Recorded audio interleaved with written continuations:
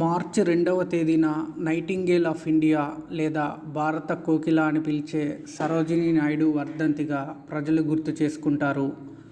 సరోజినీ నాయుడు ప్రసిద్ధ కవయిత్రి, స్వాతంత్ర సమరయోధురాలు, సామాజిక కార్యకర్త మరియు ఆమె కాలంలో ఆమె గొప్ప వక్త. ప్రస్తుతం ఉత్తరప్రదేశ్ రాష్ట్రంగా ఉన్న యునైటెడ్ ప్రావిన్సెస్కి ఆమె మొదటి మహిళా గవర్నర్ అయ్యారు. సరోజినీ నాయుడు తన చిన్నతనంలో మెహర్ మునీర్ నాటకం వ్రాసారు మరియు దాని కారణంగా ఆమె స్కాలర్షిప్ పొందింది. తదుపరి చదువుల కోసం విదేశాలకు వెళ్ళింది. ఆమె గొప్ప నాయకురాలుగా గుర్తుండిపోయింది. రాజ్యాంగ పరిషత్ సభ్యుల్లో ఒకరు కూడా. ఆమె మార్చి 2, 1949లో లక్నోలోని ప్రభుత్వ గృహంలో గుండెపోటు కారణంగా మరణించింది. ప్రారంభ జీవితం. సరోజినీ నాయుడు హైదరాబాద్లో జన్మించారు. ఈమె శాస్త్రవేత్త, తత్వవేత్త మరియు విద్యావేత్త. అఘోర్నాథ్ చట్టోపాధ్యాయ మరియు బెంగాలీ కవయిత్రి వరదసుందరి దేవి యొక్క పెద్ద కుమార్తె. ఆమె తండ్రి హైదరాబాద్లోని నిజాం కళాశాల స్థాపకుడు. అతని స్నేహితుడు ముల్లా అబ్దుల్ కయ్యూమ్తో కలిసి హైదరాబాద్లో భారత జాతీయ కాంగ్రెస్లో మొదటి సభ్యుడు కూడా అయ్యాడు. ఉర్దూ, తెలుగు, ఇంగ్లీష్, పర్షియన్, బెంగాలీ భాషలను సరోజినీ నాయుడు గారు అభ్యసించారు. 12 సంవత్సరాల వయసులో ఆమె మద్రాసు విశ్వవిద్యాలయంలో చేరినందున జాతీయ ఖ్యాతిని పొందింది. ఆమె 16 ఏళ్ల వయసులో ఇంగ్లాండ్కు వెళ్ళి మొదట లండన్లోని కింగ్స్ కాలేజీలో, తర్వాత కేంబ్రిడ్జ్లోని గిర్టన్ కాలేజీలో చదువుకున్నారు. ఆమె ఇంగ్లాండ్లో ఉన్నప్పుడు సఫ్రగేట్ ఉద్యమంతో సంబంధం కలిగి ఉంది. 1905లో ఆమె మొదటి కవితా పుస్తకం ది గోల్డెన్ థ్రెషోల్డ్ కనిపించింది.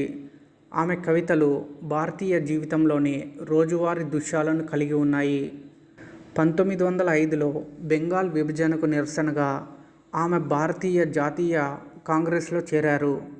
ఆమె మహిళల హక్కుల కోసం బలమైన న్యాయవాది, అందరికీ విద్య, హిందూ ముస్లింల ఐక్యత యొక్క ప్రతిపాదకురాలు. సరోజినీ నాయుడు గారు రచించిన ప్రముఖ సాహిత్య రచనలు. ఆమె సాహిత్య వారసత్వం భారతీయ సంస్కృతి, ప్రకృతి దృశ్యాలు మరియు స్వాతంత్ర పోరాట స్ఫూర్తిని అందంగా సంగ్రహించే రచనల సేకరణ ద్వారా గుర్తించబడింది. జాతీయ ఉద్యమంలో ఆమె ప్రమేయం ఆమె రచనను ప్రభావితం చేసింది. ఆమె కవిత్వం జాతీయవాదం యొక్క బలమైన భావాన్ని మరియు వలస పాలనపై సూక్ష్మ విమర్శనను ప్రతిబింబించడం ప్రారంభించింది.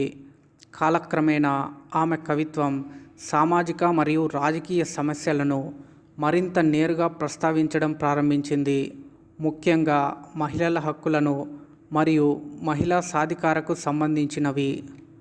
సరోజినీ నాయుడు గారి ప్రధాన సాహిత్య రచనలు. The golden threshold. ఇది సరోజినీ నాయుడు యొక్క మొదట కవితా సంకలనం మరియు 1905లో ప్రచురించబడింది మరియు ఇది హైదరాబాద్లోని ఆమె కుటుంబ ఇంటికి పేరు పెట్టబడింది. ద బర్డ్ ఆఫ్ టైమ్ 1912లో ప్రచురించబడిన ఈ సేకరణలో తన దేశం పట్ల ఆమెకున్న ప్రగాఢ ప్రేమను ప్రతిబింబించే దేశభక్తి ముక్కలు ఉన్నాయి. The broken wing. ఈ సంకలనం ఆమె అత్యంత ప్రసిద్ధ కవితల్లో ఒకటైన in the bazaars of Hyderabad అని చేర్చడానికి ప్రసిద్ధి చెందింది. The stepped flute. Songs of India. ఆమె మరణించిన తర్వాత ఆమె కవితల సంకలనం ప్రచురించబడింది మరియు భారతీయ సంప్రదాయం యొక్క సారాంశాన్ని ఆంగ్ల భాషతో కళాత్మకంగా నేసే పద్యాలు ఉన్నాయి. The feather of the dawn 1961లో ప్రచురించబడింది. దీన్ని ఆమె కుమార్తె పద్మజా నాయుడు ఎడిట్ చేశారు. ఈ సంకలనంలో సరోజినీ నాయుడు గతంలో ప్రచురించిన కవితలు ఉన్నాయి. మరికొన్ని పుస్తకాలు. పల్లకీ బేరర్స్, సరోజినీ నాయుడు ప్రసంగాలు మరియు రచనలు. Mohammad Jinnah, an ambassador of unity, the broken wing, songs of love, death and the spring, the gift of India, the Indian weavers, the stepped flute.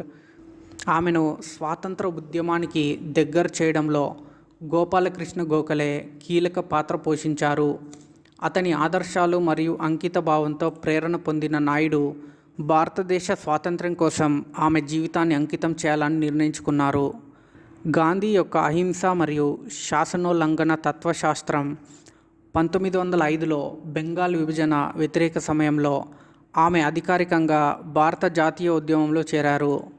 Mahatma గాంధీతో ఆమె ఎన్కౌంటర్ స్వాతంత్ర పోరాటంలో ఆమె నిమగ్నతను మరింత పెంచింది. గాంధీ యొక్క అహింస మరియు శాసనోల్లంఘన తత్వశాస్త్రం ఆమెలో లోతుగా ప్రతిధ్వనించింది మరియు ఆమె అతని సన్నిహిత సహచరులు మరియు మద్దతుదారుల్లో ఒకరిగా మారింది. 1920లో ప్రారంభించిన సహాయ నిరాకరణ ఉద్యమంలో నాయుడు చురుగ్గా పాల్గొన్నారు. సహాయ నిరాకరణ ఉద్యమంలో ఆమె అనేకసార్లు అరెస్ట్ చేయబడింది. భారతీయ స్వాతంత్ర ఉద్యమంలో ఆమె పాత్రకు గుర్తింపుగా 1925 కాన్పూర్ సెషన్లో నాయుడు భారత జాతీయ కాంగ్రెస్ అధ్యక్షురాలిగా నియమితులయ్యారు. భారత స్వాతంత్ర ఉద్యమంలో మహిళల పాత్రను గుర్తించడంలో ఆమె అధ్యక్ష పదవి ఒక ముఖ్యమైన మైలురాయిగా నిలిచింది. ఆమె శాసనోల్లంఘన ఉద్యమం మరియు 1930 ఉప్పు సత్యాగ్రహంలో కీలక పాత్ర పోషించింది. గాంధీ అరెస్టు తర్వాత ఆమె దర్శన సత్యాగ్రహానికి నాయకత్వం వహించింది. వలసవాద అణిచివేతను ఎదుర్కొనే తన ధైర్యాన్ని ప్రదర్శించింది. 1931లో జరిగిన రెండవ రౌండ్ టేబుల్ కాన్ఫరెన్స్ కోసం నాయుడు గాంధీతో కలిసి లండన్ వెళ్లారు. 1942లో ప్రారంభించిన క్విట్ ఇండియా ఉద్యమంలో సరోజినీ నాయుడు తన భాగస్వామ్యాన్ని నమోదు చేసుకున్నారు. ఆమె భారతదేశంలో మహిళల హక్కుల కోసం పోరాడినందున ప్రసిద్ధి చెందింది. స్వాతంత్ర పోరాటానికి మద్దతు కూడగట్టుకునేందుకు ఆమె వివిధ దేశాలకు వెళ్ళారు. ఆమె వివిధ అంతర్జాతీయ ఫోరంలలో భారతదేశానికి ప్రాతినిధ్యం వహించింది. అక్కడ ఆమె భారత స్వాతంత్ర్యం కోసం వాదించింది. ఫ్రెండ్స్, ఈ వీడియో మీకు నచ్చినట్లయితే లైక్ చేయండి, షేర్ చేయండి, మా ఛానల్ని సబ్స్క్రైబ్ చేసుకోండి.